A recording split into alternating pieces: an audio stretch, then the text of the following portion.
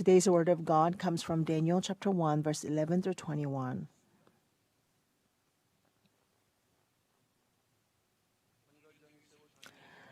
But Daniel said to the overseer, whom the commander of the officials had appointed over Daniel, Hananiah, Mishael, and Azariah, please test your servants for 10 days. Let us be given some vegetables to eat and water to drink.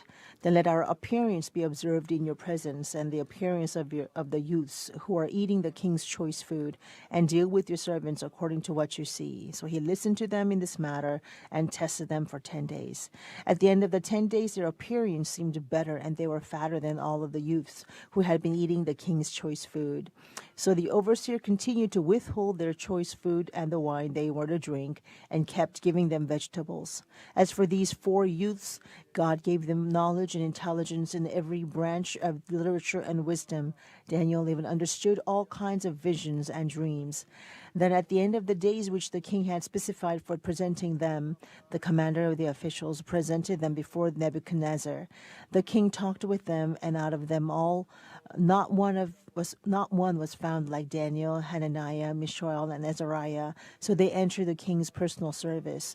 As for every matter of wisdom and understanding about which the king consulted them, he found them 10 times better than all the magicians and conjurers who were all in all his realm. And Daniel continued until the first year of Cyrus the king. Today's sermon is titled "The Secret to Living a Consecrated Life," a message from 2003, the first Friday.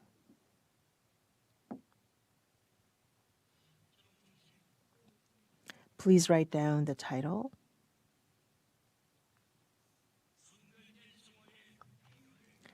The Secret to Living a Consecrated Life. We read more than half of the chapter 1 in Daniel. Please write down 1 Peter chapter 1, verse 6 through 7.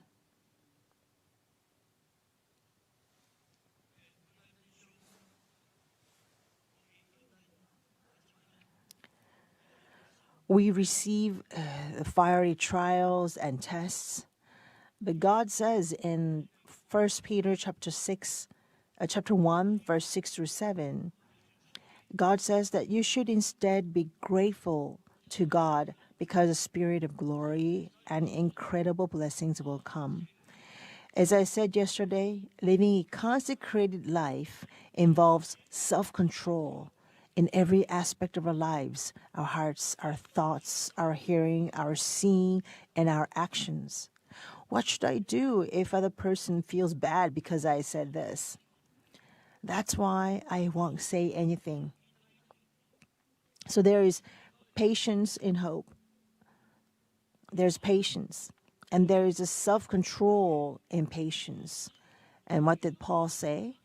Abstain from every form of evil. Every form of evil. Anything that looks or resembles evil. This is recorded in 1 Thessalonians chapter 5, verse 22. First, let us realize, see, and believe. Let us realize, see, and believe. These 3. When you realize something, then you are able to see, and then you can believe it.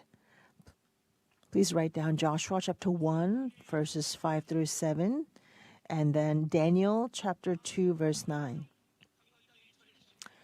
The chief of eunuch requested per the king's strict command. And as I've said several times, Daniel refused the king's choice food so as not to defile himself. So he declined, and he cannot but worry, say, "Oh, but what's going to happen now?" And now, but who is behind Daniel's faith? Who is backing him up? God is. Even if Daniel refused, the king's chief of staff, or the head of the eunuch,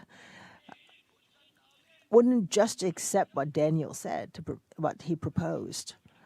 Also, after Daniel refused, because Daniel is also human, Of course, he was determined, if I die, I will die. But since God was behind Daniel's faith, what did God give to the chief eunuch without Daniel's knowledge? God gave him grace so that when Daniel said, I won't eat it, those words sounded good to his ears and heart. Did Daniel know about this? We only know about Daniel saying, I won't eat. But it was God who, behind Daniel's faith, had already given the special grace to the chief eunuch without Daniel knowing. So Daniel's words didn't sound contemptible to him, and he accepted them favorably. He could have said, You are a mere captive, and you refuse the king's favor. So God gave him this grace to keep him calm and peaceful. Let's read Daniel chapter 1, verse 9.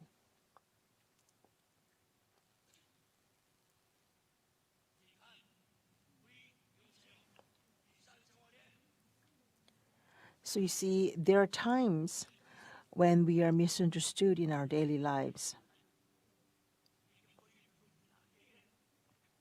How can this person do this to me when I did him so much favor?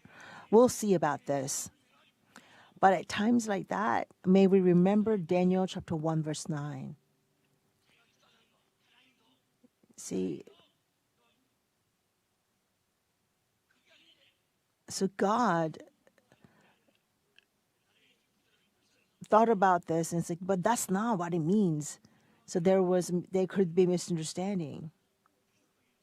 So God wrote Daniel chapter 1 verse 9 to remind us that I was behind it and granted favor in the sight of the official. See, so we will know that God will give favor. That's why we will not lose our temper or become furious even for a moment.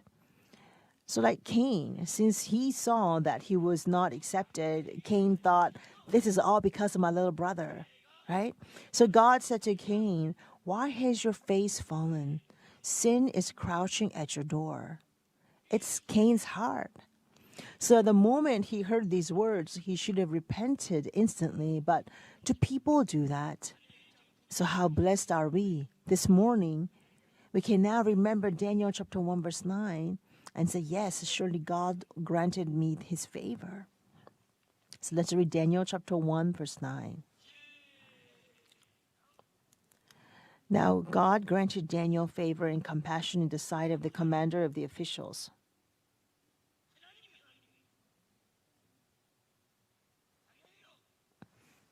Please look, God. God was behind him. It's Daniel who spoke, but God granted Daniel favor and compassion in the sight of the official. Daniel was the one who said, but did he know that God was behind him? And God made the chief official gracious to him. Write this down. Secret to consecration is grace and compassion. As written in 1 Corinthians chapter 15, verse 10, and Colossians chapter 1, verse 10.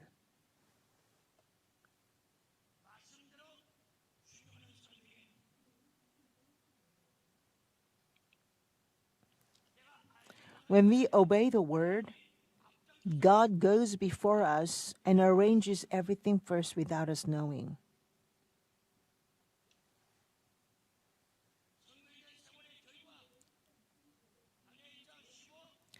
And the result of consecrated living, Daniel chapter 1, verse 15, verse 21, and Matthew 24, verse 13.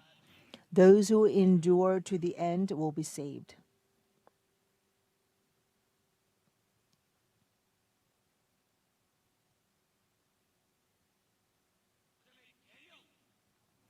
Then a change of name. I couldn't tell you yesterday because of the time, but his name was changed.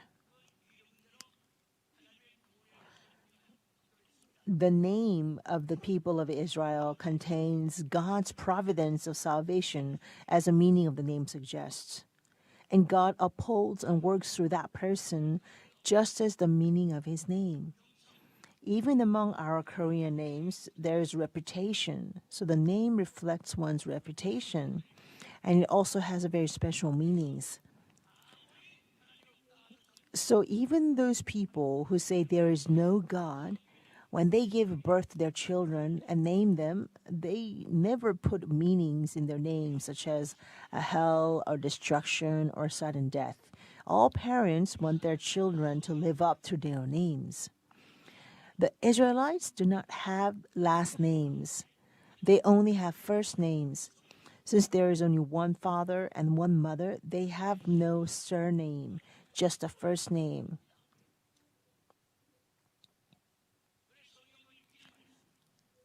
Say there's only one father and one mother, and that's Adam and Eve.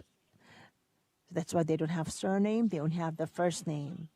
But even that name was stolen and taken away, and they were given names for the idols and false gods. So please write this down. Daniel, it actually means God is my judge.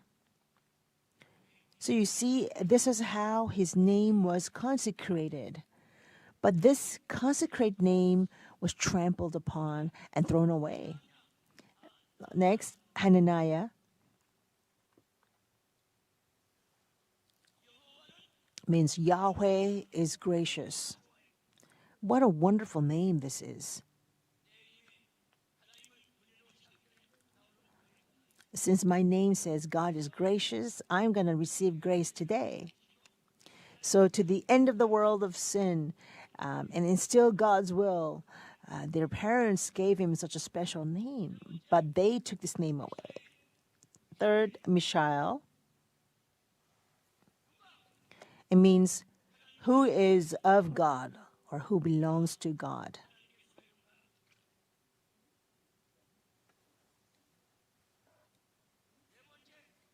Fourth, Azariah. Azariah, the Yahweh helps. Yahweh helps. In other words, God helps. Yahweh helps. The Lord helps. God wanted to work through that name in his providence of salvation, but the Babylonians slashed their names with knife, threw them away, instead named him of the kingdom of Babylon.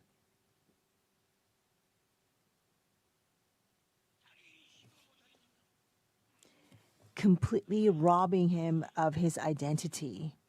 What a scary policy this is.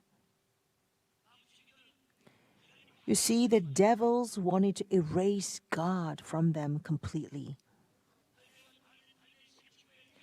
So Daniel and Daniel's three friends had names with meanings such as glory to God, thanks to God, praise to God, the names that call for God's unceasing grace for his will.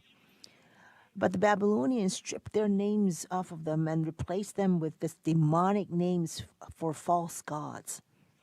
So how astounding is this? This is to make them forget their identity and instead serve their idols. So write this down, please. Belteshazzar. Daniel's name is Belshazzar. Bel is the name of a false god, demon, a name of idol. So it means Bel will protect his life.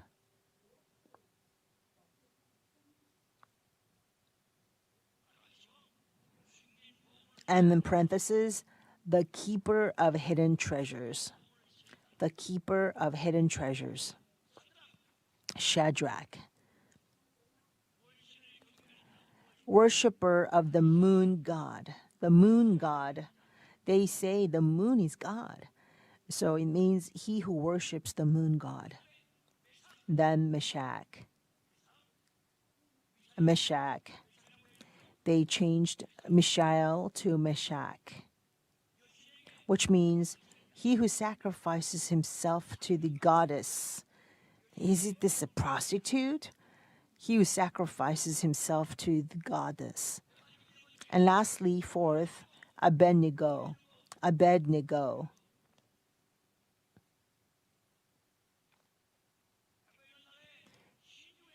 means a slave of Nabu. A slave of Nabu, the son of Marduk, which is the highest main god of Babylon. So a slave of Nabu, the son of Marduk, the highest god of Babylon. Or it means a slave of bright fire. You see, all these names meant severe humiliation and defamation. So humiliating. Now, next, please write this down carefully. Concerning Daniel's consecrated life, in Daniel's consecrated life, yesterday I spoke about Daniel's faith and character. Today, I'll to talk about Daniel's spirit of cooperation. Daniel's spirit of cooperation. He had the spirit of selflessly working together with fellow human beings. He had the spirit of selflessly working together with his fellow human beings. And he also had a spirit of cultivating people. The spirit of cultivating people. Daniel chapter 1 verse 12, chapter 2 verse 17, and chapter 2 verse 49. And he also had this complete faithfulness in responsibilities and tasks. So our pastors, elders, eldresses, and deacons, please listen. Whenever you pray, don't just pray, Lord, help me to live a holy life like Daniel, but please understand the word given to you carefully. Responsibility for both our male and female saints. Do you feel this sense of responsibility? You have received duty from God. If you don't have a sense of responsibility, we can compare it to cooking rice. You would just put rice in a pot and just heat it. That's it. You would not care whether it burns or not. But if you have a sense of responsibility, you make sure from start to finish. In other words, put rice in the pot, turn on the heat, and then you will adjust the heat and simmer it. And oh yeah, I will let it simmer for 10 minutes. See, you make sure from start to finish, but without a sense of responsibility, you just pretend to be working. You just pretend. Tasks. The task that was entrusted to me, and you are very faithful to the task entrusted to you.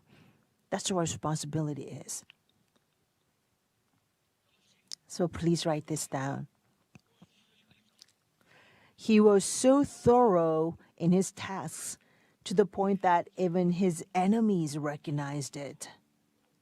He was very responsible and very thorough in his tasks to the point that even his enemies recognized it.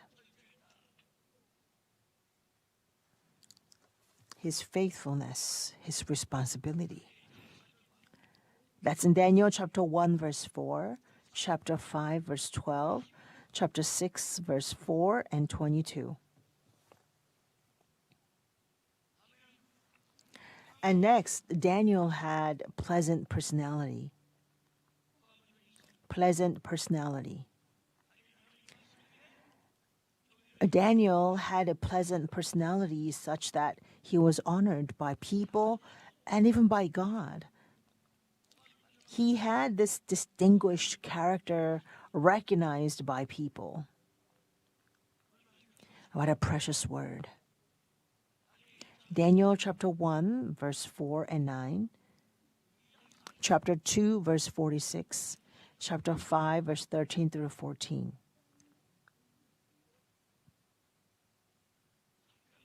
Such a precious word. At Daniel chapter 6, verse 2 and 3, verse 28. Daniel chapter 9, verse 23. Chapter 10, verses 11 and 19. And next, Daniel had this unchanging, consistent humility. Please write. Daniel was always humble before God and people, regardless of whether one's position was high or low. He was the same, humble to everybody. Whether it was before God or before people, he was always humble. That's in Daniel chapter 2, verse 19 through 23, verse 30. Chapter 9, verse 5 and verse 19. Chapter 10, verse 12. Please write it down. Okay, Daniel chapter 2, verse 19 through 23, verse 30, chapter 9, verse 5 and 19, chapter 10, verse 12. Indeed, Daniel, whether someone was watching him or not, Daniel was always humble before God. His conscience was always alive before God, so automatically he was humble before men. Please don't forget that. The opposite of humility is arrogance or pride. Pride leads to destruction and fall. How scary is this? So please don't forget that humility is a big part of a consecrated life. Now then, fifth, diligence and gentleness. Diligence and gentleness. He never hesitated to do what he thought was right. If he thought something was God's will and it was the right thing to do, then he moved forward powerfully like an engine locomotive. He never hesitated. He never worried about what other people would think of him. It was a strong and bold faith capable of laying down even his own life. So surely as I read the Bible last night and prepared this message, I bowed my head in prayer. Wow, he was extraordinary for what he considered right. But do we do that? We think again, oh, would this be okay? What if someone misunderstands? Well, maybe it's not my business. Okay, let's stop here. For whatever he thought was right, though, Daniel did it without hesitation. He just did it. And this is part of a consecrated life. Separating from evil to stand in God's side. This is altogether holiness, that's right. But going deep into the Word, going deep inside into holiness, and you'll find that this was part of consecrated life. So how precious is this? To achieve the purpose of God's will, he pushed forward. He took off and kept going. He pushed forward and start and keep going. Please write down Daniel chapter 1, verse 12. Chapter 8, verse 15. Chapter 9, verse 3, 16, and 19. And Daniel chapter 12, verse 8.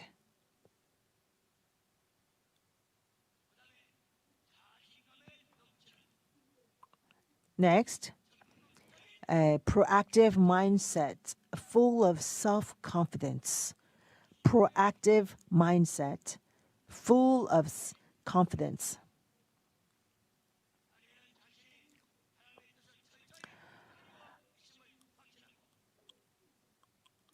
With the conviction that he was thoroughly following God's will, Daniel worked very proactively. Dear saints, are we like that? Do we really actively believe in God and follow God's will? He checked himself and he made it sure. That is why he could work very actively. He was very proactive. There was nothing untidy about his attitude or behavior in life. No untidiness in his life. When the ladies trim the bean sprouts, we pick up even a tiny one that dropped and put it back into the bowl, right? Isn't that how you live? So please do the same in your life of faith in God. How amazing was Daniel? Write this down. Daniel chapter 2, verse 14 through 16, chapter 6, verse 10, chapter 5, verse 13 and 17. Yes, separating from evil and belonging to goodness is consecration. That is right.